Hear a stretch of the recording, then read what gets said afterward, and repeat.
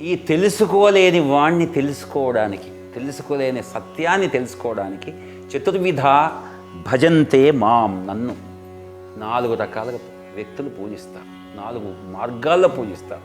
ఒకటి అర్థో, ఆర్తితో పూజిస్తారు. ఆర్తితో నన్ను గుర్తు తెచ్చుకుంటారు. ద్రౌపది డిస్ట్రెస్, అర్థమైందా? ఆ టైంలో ఆపదలో ఉన్నటువంటి ద్రౌపది అతన్ని ఆర్తిగా ప్రార్థించింది. అలాగే గజేంద్రుడు బతికినంతకాలం చాలా రాయల్టీగా బతికాడు. కానీ ఎప్పుడైతే తనకున్నటువంటి పరివారం, తన చుట్టూన్న పరివారం నిజం కాదు అని ఎప్పుడైతే మొసలి దాని కాళ్ళను పట్టుకున్న తర్వాత శక్తి ఉన్నంతసేపు పోరాడాడు. కానీ చివరికి ఇక నా వల్ల కాదు అన్నప్పుడు నీవే దప్పని తత్పరం వెరుగా అని ఆయన ప్రార్థించడం మొదలెట్టాడు. అంటే ఇక్కడ ఆర్తితో ప్రార్థిస్తారు. మనమంతా ఆ సెక్షన్లో ఉంటాం. మనమంతా ఆర్తి, మనకు కష్టం వచ్చినప్పుడే భగవంతుడు.